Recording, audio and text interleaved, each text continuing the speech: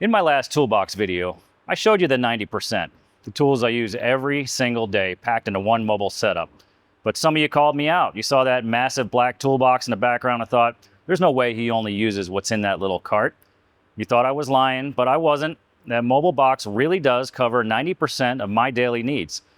But still, that other 10%, that's what this beast is for. The rare jobs, the oddball repairs, diagnostic tools, lockout tools. You know, the tools you only need when you really need them. This is my main toolbox. It's the one I've slowly built over 35 years in the trade. It's packed with specialty tools, one-job wonders, legacy pieces, stuff I'll never use again, and pro-level gear that solves problems efficiently and effectively. Well, today I'm opening up every drawer and showing you exactly what's inside. From injector pullers and brake caliper compressors, custom-cut tools, and old-school diagnostics. If you want to see what separates everyday techs from seasoned pros, this is the deep dive you've been waiting for.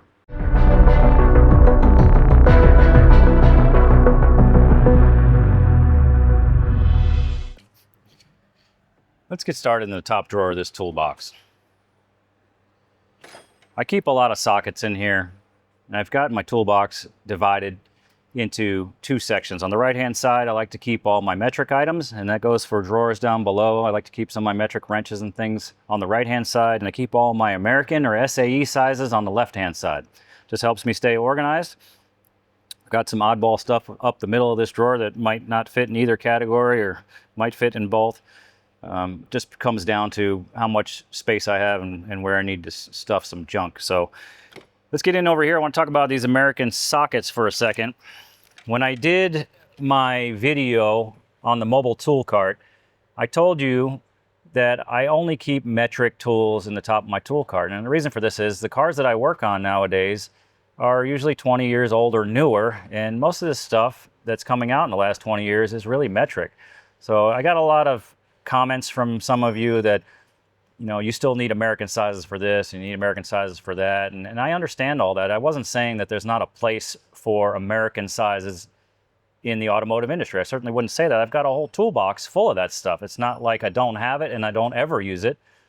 But my point was, if you're just getting started in the industry or if you're just building your tool collection, I would start with the metric stuff first, okay? There are plenty of examples where you need a 9/16 wrench versus a 14 millimeter. I get that. There's certain sizes that just don't translate. So go ahead and get the tools you need, but I would say invest in the metric stuff first, especially for you young technicians out there. You're just getting started in this industry. If I were to bring you close up in here, you could see dust in a lot of these sockets. They literally haven't been touched in years. So why spend money on tools that you're not going to use on the daily basis, especially when you're just building your collection? You really need to focus on the 90%. And that's what I told you I keep in that mobile tool cart. 90% of my tools, because that's the stuff I wheel from car to car all day long, every day. Stuff I know I'm going to use is in there. If it's not something I use on a regular basis, I'll usually take it out and put it back in here. And there's a lot of that transition that goes on from time to time. If I feel like I've got too much stuff collecting in the mobile tool cart, I might put some stuff back in here. That doesn't mean there's not tools in here that I might grab every day. Okay, so there's options for me to come in here and grab a socket or something that I need for a certain job. It just means, just because I'm in here once a day or twice a day doesn't mean that it needs to go in the mobile tool cart, because I don't use it every day. So let's get into some of these tools. I've got this whole side here is all American tools, and I've got some weird specialty stuff. I want to talk about things like 12-point, 1/4-inch drive, semi-deep swivel sockets. Now, this is a tool you're really not going to use, especially in an American size in today's world. But there was a time when I needed these, and they were a game changer for me. They were a lifesaver, basically. Save you a lot of time having to take some other stuff apart when you could reach it with something like this. So there's a purpose for all of these tools somewhere along the line, maybe just not in today's market, okay? Here's some more tools we used to use a lot more in years ago. These are square drive sockets. They were great for pipe plugs and things. I have female and male sizes on these. And again, I really just don't use them so often anymore, but there was a time when they were necessary. Same thing with these. These are more 1/4-inch drive swivel sockets. These are the shallow ones, and I always buy these in 12-point, because if you're using a swivel socket in a 1/4-inch drive, chances are you need the extra room on a 12-point. And this gives you a little bit more flexibility in tight spaces than a 6-point does. I have all of these American sizes: 1/4-inch drive, 3/8 drive, 1/2-inch drive, in shallow, semi-deep, and deep sizes generally in all these. And some of them I have also in 12-point and 6-point. There's going to be times when you can't use a 6-point socket on something. You know, head bolts are great for that. We always want to give you a 12-point. If you start working on some of the other European cars and things like that, they like to add a lot of 12-point stuff in. So here's an example of a Ford tool in a 12-point. This is for removing Ford drive shafts.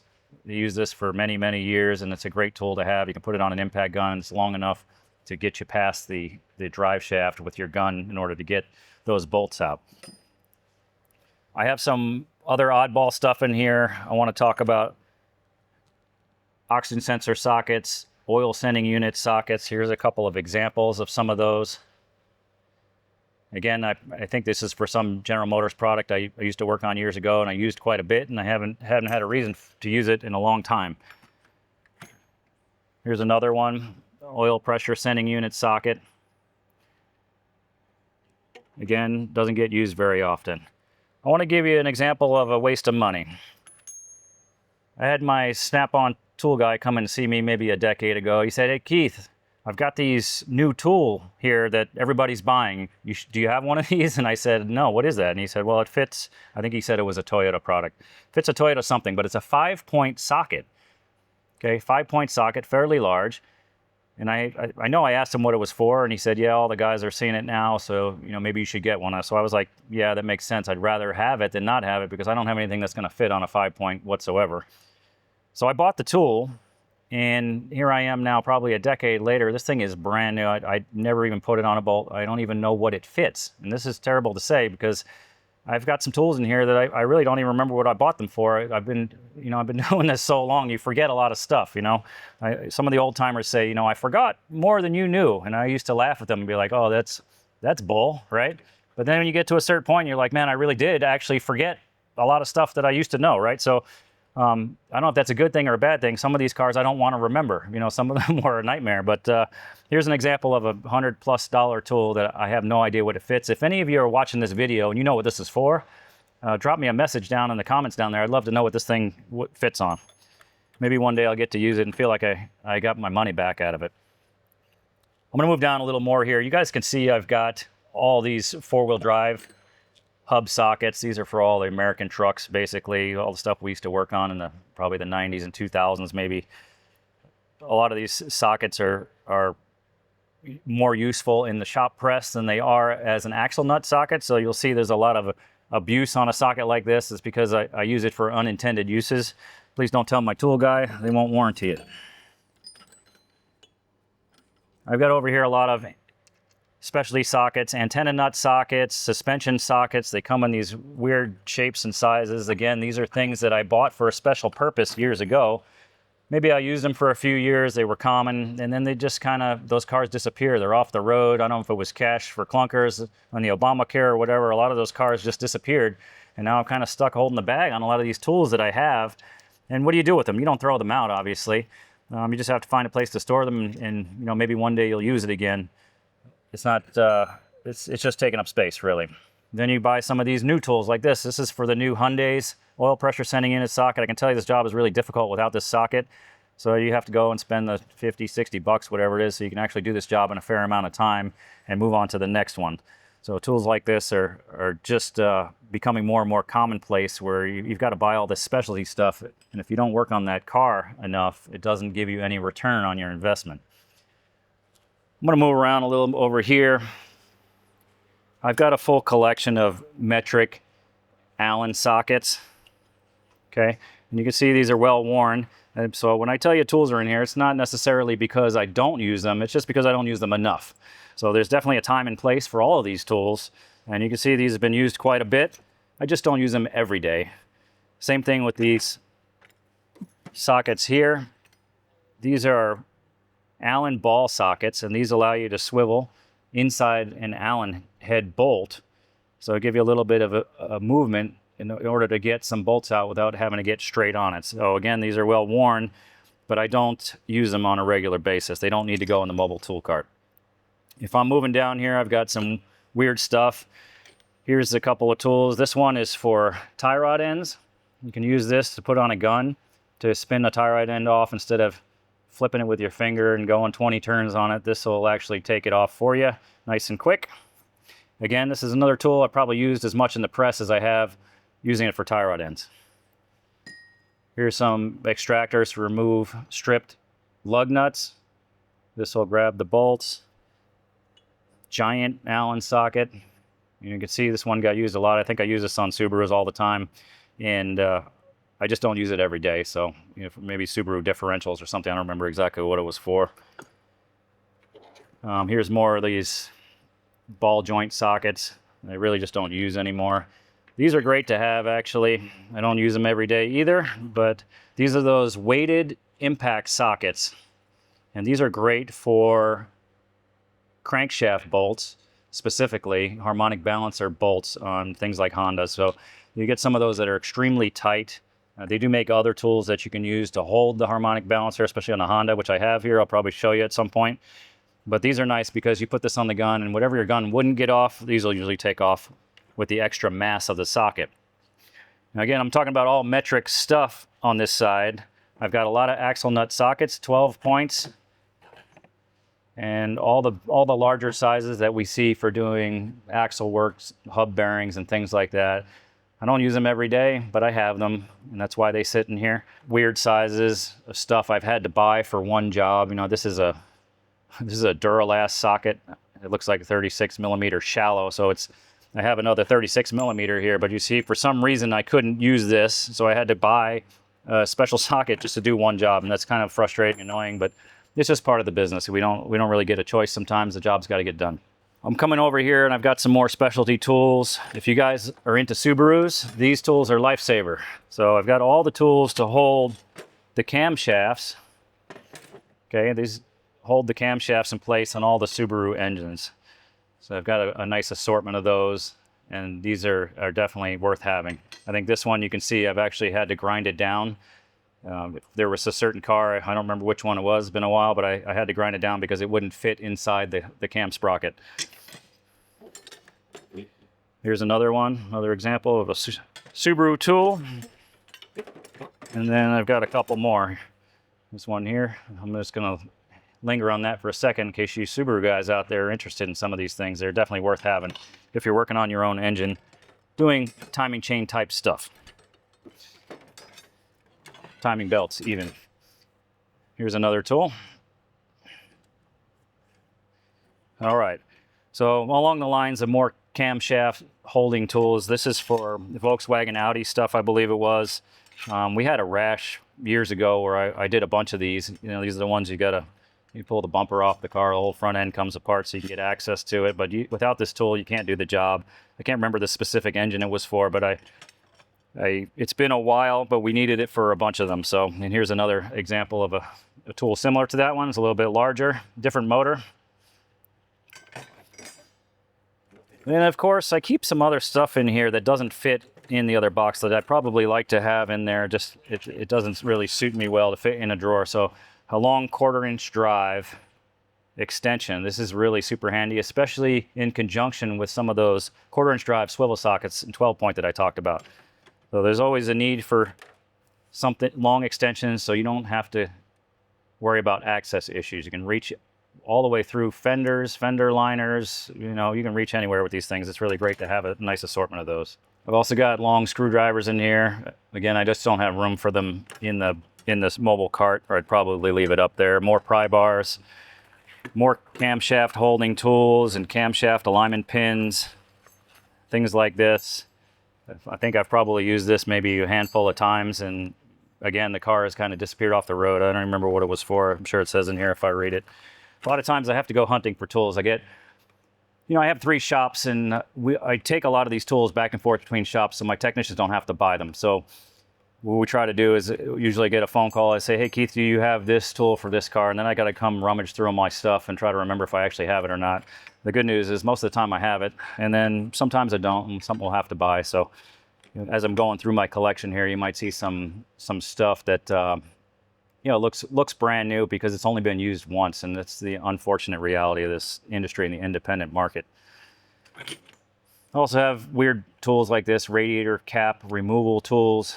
So this here just allows you to get a little extra leverage on the cap, especially if it's still warm or hot. Now I know you shouldn't be taking these radiator caps off while it's hot, but in the real world, we've got work to do, and you know, we want to release the pressure slowly and carefully, maybe with a rag over it, and we definitely don't want to burn ourselves, so this definitely helps for that, doing things that you probably shouldn't be doing. All right, now I want to show you what I've got here. I want to keep it real with you guys because I've got a nice collection of all these locking wheel nuts. Now, you're going to talk to a lot of guys and say, hey, I always put those back in the car. I think every technician says that, but the truth of the matter is they've all got a corner in their toolbox where they're waiting for that customer to come back because I forgot to give them their wheel locks back. So I can't tell you how many, over the years, you know, I've been doing this a long time, how many sets of wheel locks I've had to replace for customers because we forgot to return their wheel lock key to them. So it's a common issue, a common problem. You know, the guys do their best, as do I, to make sure we return them where they go, but sometimes you're just lost in the job. You got so much stuff going on and you forget to return that thing until after the car is left, and we usually try to call the customer right away and get it back. Sometimes that doesn't happen and you forget to return it. So if I've done that to any of my clients out there, I apologize to you, but we always make it right. Let's get in here in this drawer. You can see in here I don't have a lot of great stuff going on. I keep some spare chargers here. I haven't even been in this drawer in a while. I'm looking at this probably for the first time with you in a bit. This is cool. I've got an old torque angle gauge. I don't know if you guys watched my video on torque wrenches.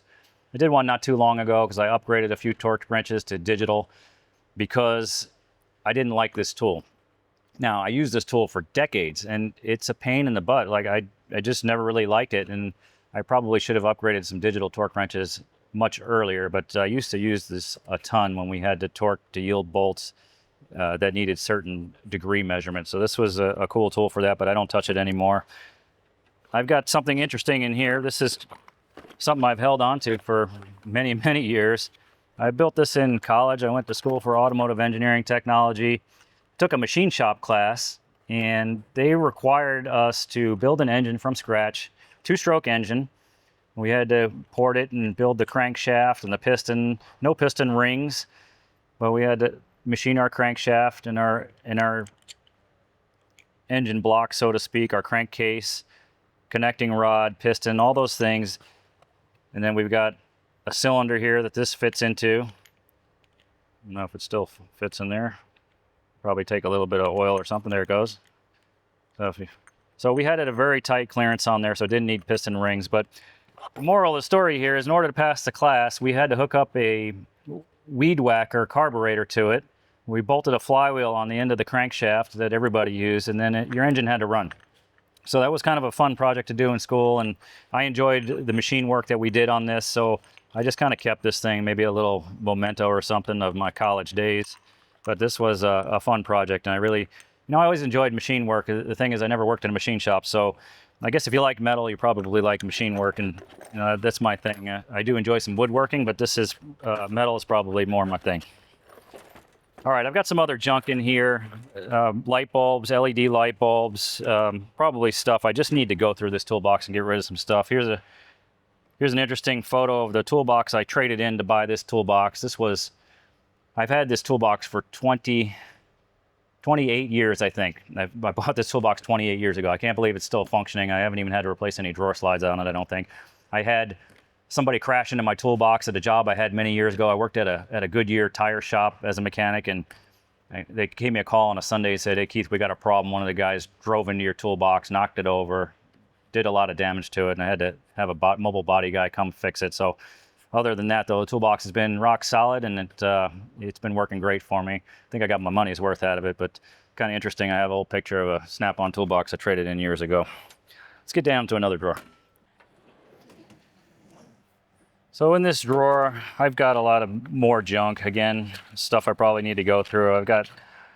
When you're a mechanic full-time, you come up with a lot of test parts. Sometimes it's easier just to plug a new ignition coil in than to go through and test a bunch of stuff, swapping spark plugs and doing all kinds of things. So you kind of get in the habit of collecting things that are popular at the time. but you also get in a habit of not throwing anything out. So this is kind of the story of the average pack rat, is that you just don't want to get rid of anything because you're like, I don't know when I'm going to need that. And of course, a week after you throw it out, you need it. So you know the routine on that one. You know, I used to live in Michigan and New York. I have these snow scrapers. I probably could have tossed these decades ago. I've been in Las Vegas a long time. So nothing exciting in here, but I just wanted to give you an idea. I want to give you some full disclosure here. There's a lot of junk drawers in this toolbox that I probably should clean out. This used to be my hammer drawer. I would keep all my hammers in here. There was a time when I just had a tool cart without drawers. So I would just throw some stuff in the cart. I go over to the job, do the job, usually knew most of what I needed before I got started. And I got away from that years ago. I like the idea of having more stuff at my disposal all the time. So over time, I started pulling things out of this toolbox. My hammer drawer is pretty sparse right now, and I've got a ton more in the mobile cart than I do here, but I do keep the stuff that I rarely use: rubber and plastic mallets, brass hammer. There's a rubber mallet.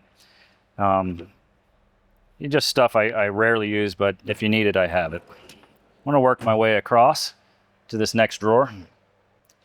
Again, you can see all the empty spots in here. It's not that these tools are missing. I've just kept them in the mobile cart.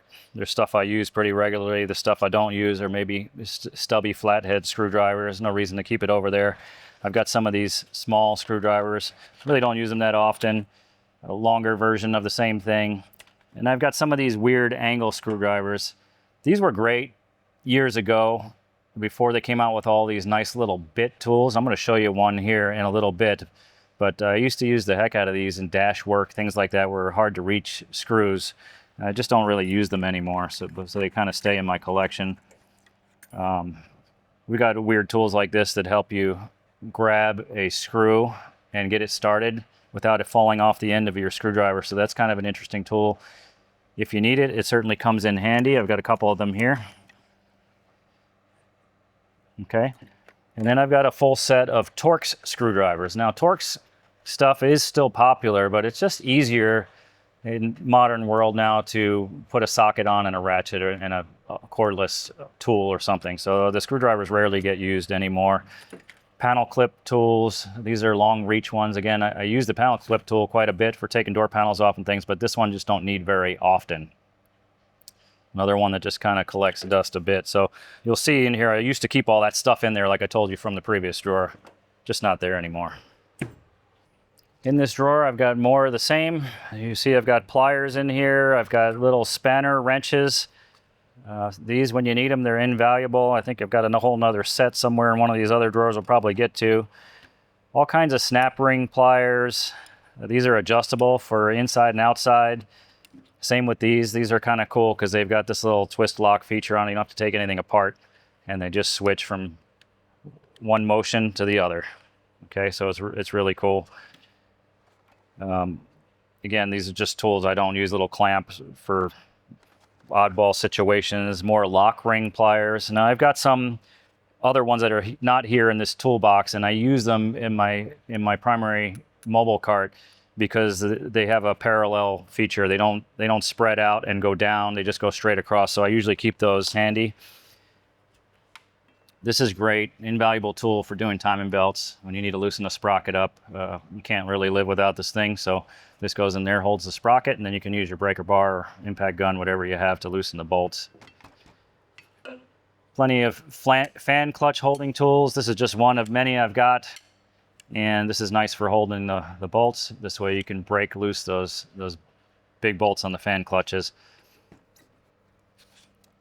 Anybody doing engine work should have a nice straight edge. So this one's made by OEM Tools.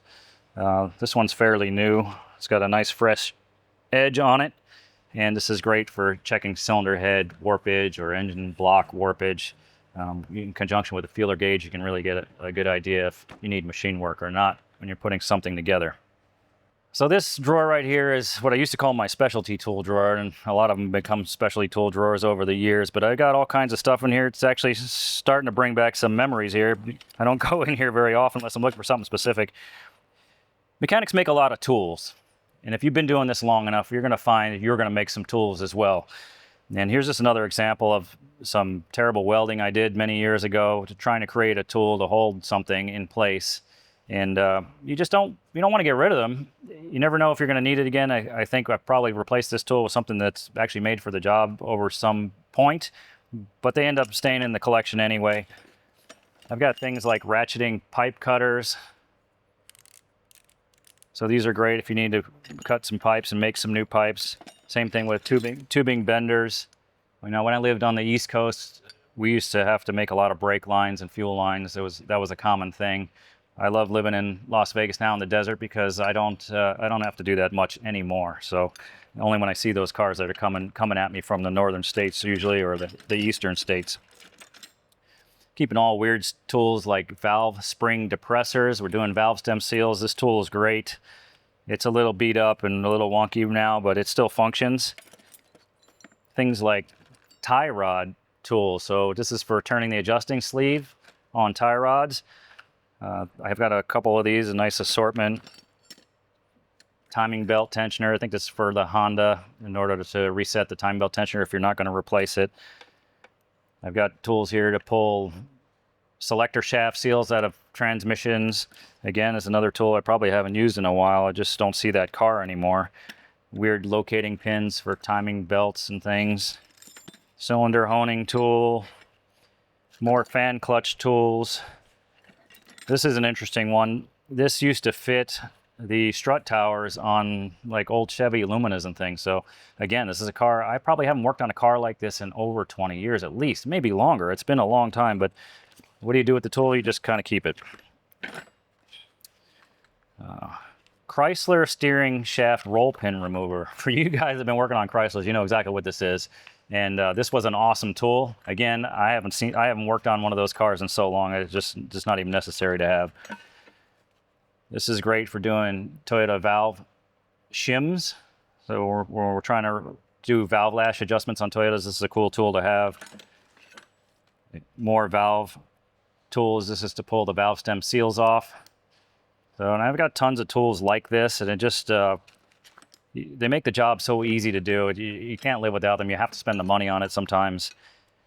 Same thing with tools like this. These are camshaft alignment tools. I've got a bunch of them in here. I'm not going to go through every one of them, but you know, there's all kinds of weird stuff in here that have a purpose or had a purpose, just not so much anymore. Now, if you're talking about those old Chevy Luminas, if you guys remember the old, I think they were 3.1 or 3.4 liter. I remember it was the Chevys that had the engine mount in the front. And you had to rotate the engine. So to get to the back spark plugs on there, and that's what this tool was for.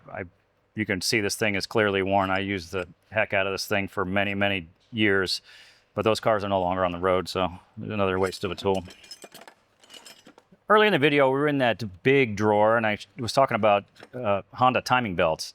So this is the original tool that I had in order to, this goes inside the harmonic balancer, the crankshaft pulley, in order to hold it, and then you can get your bolt right here with a giant ratchet or a breaker bar in order to get that loose. So these are extremely tight. If you've done one of those, you know what I'm talking about. Here's a axle pulling tool. So this one I've marked on here as Ford. So I think there was one for Ford and one for Subaru or something. If I look in here, I've got another one. What did I write on here? Yeah, I wrote Subaru on here. So two different styles. And this just helps you pull the axle through the hub on both of those cars. So again, it's tools I haven't seen in a while, haven't used in a while. The valve stem seal tools. I think I've got the rest of it in here somewhere. Here it is. So this thing works great. Love this tool. Probably should replace it. It looks like it's pretty beat up. I don't know if any of you guys remember the exhaust manifold spreading tool. You know, the manifolds used to warp all the time. You couldn't get the bolts lined up. You put this in there and it'd help you expand the manifold a little bit to get the bolt holes lined up. So I've got a few of those. More valve train tools that work with this. And what else do I have? This was some sort of a seal installer to protect the seal as you put it on. I probably got more of those in there. Again, a lot of this stuff I forgot I had and I haven't used in so long. These were good for doing time and change. You could shove this down in there. If you were taking a cylinder head off and you didn't want to take the lower end apart, you could just wedge this down in between the chain while you had the cylinder head off, and it kind of help you keep it aligned a little bit without the chain falling off the bottom. Now, see, I've got something in a box here, the mystery tool. All right. And I'm going to be perfectly honest with you. This is, I think, another axle pulling tool, but I haven't used this thing in so long, I don't even remember what it fits. So just to give you an example, I don't know if I'm losing my mind or it's just been so far out of mind that I don't remember what it's for. And I got a couple other little gadgets in here, probably nothing important. How about a condenser fin repair tool? Now again, this is probably not a tool you want to see so often. You're better off just replacing a condenser nowadays than trying to straighten out the fins on it, but it had a purpose at one point. Let's move on. Let's take a peek in here and see what we've got. All right, cool. So I think drawer above this, I mentioned the spanner wrench set. And I've got a nice set here. This is actually pretty cool by Matco Tools. And it's got the tool, but it has interchangeable pins on it. So you can just knock these pins out and you can put these other pins in their place. See, they're all threaded. So this is great, even these long ones too. This kind of will do the job of that other large timing belt sprocket holding tool that I showed you could use with these large pins. So all these things have their place. I think I originally bought this. I was working on some kind of Chrysler timing chain setup or something I needed it for. But it has multiple uses among many different cars and different projects. So just really nice to have something like that. So this tool here is pretty cool. This replaces that little S-shaped Phillips and flathead screwdriver that I was talking about. It's got a really tiny handle, it fits in tight places, a low profile head, and I really like this thing. I don't even know who this is made by. It looks like Sunex. This is a great little tool to have in your arsenal, and it's got a bunch of little bits that go with it, so it's super low profile and fits great in all those little tight areas. This also works great. This is another one of those low profile, long reach, flex head tools. You can actually lock the head on it. It's got a button on here so we can put it in any position we want. And it just comes in super handy when you need this kind of tool. And this goes back to what I keep saying over and over again. And like I said, some of the people were calling me out in that last video. Hey, there's no way you get through 90% of your jobs with that stuff. And you got that big black toolbox in the background full of stuff. And the truth is, yeah, it's full of stuff, but there's a lot of stuff I don't use on a daily basis, just hanging around waiting for the special purpose. Here's another example of that, Torx plus sockets.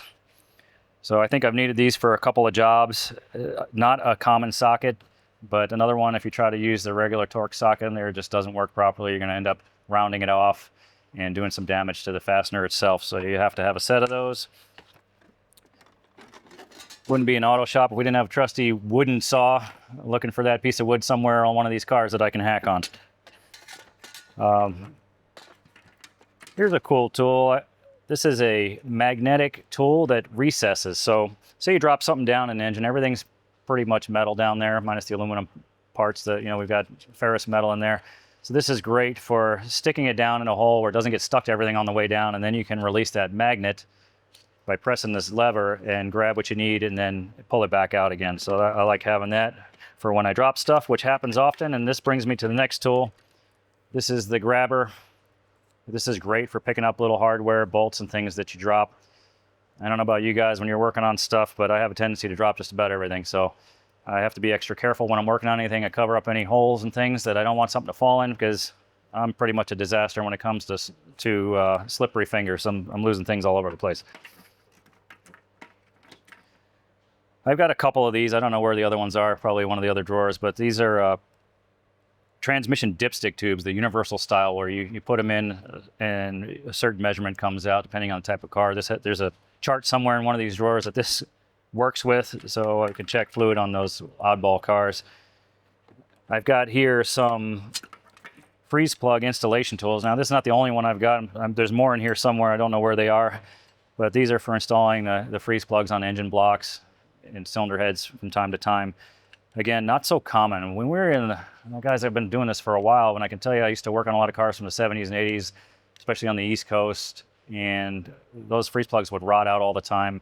And if you didn't have some tools like this, you were just fighting every job. They're difficult to access sometimes. It takes a lot of work to get to them just to replace that little $2 part. So we've got a few of those tools to try to replace those things. You can see here I've got some crimping tools. These are ratcheting style to give you some really solid connections with all these little bits that come with it. So different style crimps depending on what kind of crimp that you want to use on your wiring. So A nice tool to have. Of course, I've got here some bolt cutters. Those are great for cutting bolts and small padlocks, things like that. Sometimes you just need to get some stuff off. Sometimes you get people come in, they've got some kind of attachment or something they don't have the key for, and they're asking you to cut something off, so it's great for that. This is a cool tool. Probably doesn't belong in this drawer, but it's a ladyfoot pry bar, and it's also adjustable, so it gives you this nice range of angles to work with. And this is, I believe it's by Snap-on, but this is a great tool to have when you need it, and it's got a really sharp and strong head on it, and I haven't managed to break it yet, which is pretty great. Let's get down one and see what we've got. All right, so here I've got some more wrenches and things. Got these little offset wrenches. These are all the Snap-on flank drive. They've got the nice little teeth in it to help you grip if you need to use an open end wrench. Again, it's not something I was going to reach for hardly ever, because I don't like using open end wrenches on something. If I can use a socket or a box end wrench, I'm going to grab that first. But there is a time and a place for these when you absolutely need them. Same with these deep offset box end wrenches. These are all metric tools on this side. I told you I like to keep this side metric if I can. And I've just got another set of basic wrenches here. I've got some spanner wrenches. This is for adjusting springs. So we're doing off-road stuff, or this Icon, or some of the cars that we do are lowered, and you need these little spanner wrenches in order to set the ride height on those lowered cars. Here's another cool tool. This is good for all the BMWs. I used to work on a lot of BMWs, still do actually. But this one fits all those fan clutches, so 32 and 36 millimeter.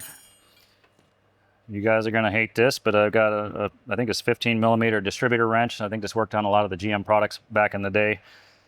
This thing probably could go right in the trash. I don't remember the last time I've touched it, but I just hate throwing stuff out. In this drawer, I've got some more pliers. I've got a ton of pliers. I know somebody made a comment in my last video. He's like, "Oh, that plier drawer," and I said, "I got more in the big box."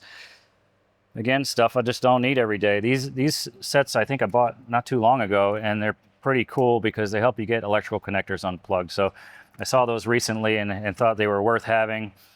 We used to do a lot of axle boots years ago, and this was the tool to crimp the bands on it. You could put a couple of large breaker bars in here, ratchets, and get some extra torque on them. So I really haven't used these in a long time. It's just not worth doing axle boots anymore. Everybody wants the new axles. The cost of them has come down quite a bit, and they're not worth putting boots on, but we used to do that years ago. Oddball locking pliers by Vice Grip.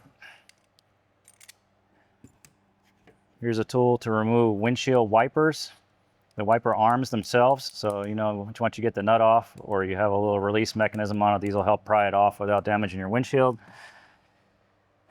Here's an internal socket for those GM oil filters. Again, this is a tool I haven't seen in a while, haven't needed. And of course, I've got an assortment of all these band type wrenches. There's a couple more in the other toolbox, all in different sizes if you need to take some big filters off. Great for diesels, big trucks, some of the fuel filters it works on too, and stuff like that. Anyway, just ordinary pliers in here, nothing too exciting. Here's a cool tool that a lot of you racers probably have. I used to like to do a lot of motorcycle track days, so I had a nice little 600 Yamaha I used to love zipping around the road courses on, and we had to safety wire everything. So if you guys are into motorcycles and racetracks, or racing cars, whatever, you probably have some safety wire pliers. These are great for safety wiring all the important hardware. If you're flying airplanes, I'm sure you know exactly what these are. All you guys out there that are into specialty stuff probably have one or two pairs of these stuffed somewhere. So definitely come in handy, but I don't use them every day. Really don't need them in the shop much at all. Let's get into the next one. Here we are, American wrenches, more of the same. The only difference here is you see some of these line wrenches, flare nut wrenches, I think they call them now. We used to call them line wrenches, all American sizes. These are great for doing brake lines, fuel lines, things like that. Stubby wrenches. There would be no tool collection complete without a full set of stubby wrenches. These things are lifesavers. I don't remember when, I think Snap-on was the first company to come out with these things decades ago, and I bought a set in metric and American, and I don't know how I ever lived without them once I had them. So I keep the metric set in the mobile tool cart because I use it every day. More of these offset wrenches. More box end, double box end wrenches, combination wrenches. I've got ratcheting combination wrenches. All of these have a purpose. I've got more crowfoot. These are flare nut crowfoot. Well, I can't even say that properly. Flare nut crowfoot wrenches, and these are lifesavers as well. These are great for doing steering racks and things where you just can't get a line wrench inside, and then you can come up from the top and loosen up some hardware with these things. So those are worth having. And the GM side terminal battery wrenches. I think this was for headlight adjustments on something. Like I said, I laugh because these are tools I used to use a lot, and I honestly don't even remember what this is for. And I really want to say it was for headlights. Torque's on one side and looks like maybe like a 1/4-inch drive or something on the other side. 7/32. So some of this stuff I should probably just put in a museum and let somebody figure out what it is. If you know what this fits, please let me know in the comments. Again, with that other tool I saw in there, I picked out at least 3 or 4 tools in this video so far that I really don't even remember what they go to, and this is kind of sad. I hope my memory is not in decline. So help me out, guys, if you got an idea what that fits. Guys, I hope you're enjoying this little toolbox tour. I got to say, it sparked a lot of memories for me, a lot of things I've done in my past here. We've got a ton of content I want to go through in this video. And when we originally set out to make this video, I really was hoping to get through the entire toolbox in 1 or 2 videos. And we spent a lot of time here just going through a few drawers because I've got all these memories that have stirred up, sparking some how I acquired these tools, how I acquired these things that are in my toolbox. I told you as we went through this, I don't really look through this toolbox other than actively looking for a tool. And this is kind of bringing me down a little memory lane. So I want to get through the rest of it if you guys want to watch it. I don't want to make this video too long. I feel like we've got a lot of footage already. So I'm going to put a break on this video right here. If you guys are enjoying this content, you want to see more, just let me know. We're going to go ahead and record some more stuff for you if you want to see it. And I'd love to hear some of your stories. I know you guys have stories just like I do. And go ahead and drop those in the comment. Let's talk about this a little bit. If you got some tools that you use, some stuff you made, some stuff that you had that you don't use anymore. I'm a tool junkie. I love those types of things. So go ahead and interact with us. And we're definitely going to make at least a part 2 of this video. I want to get through some more of this, at least the entire bottom half of this black toolbox. And as promised, I want to at least get you through that far of it. And if you guys are enjoying this content, I'll go through the whole thing. In addition to a lot of the stuff I've got off to the sides and cases and boxes. I'm happy to go through all these tools I've got with you. Only if you want to see it though. So thanks for watching this one. I appreciate you following this far. We've got more content coming for you down here, and we'll see you in the next video.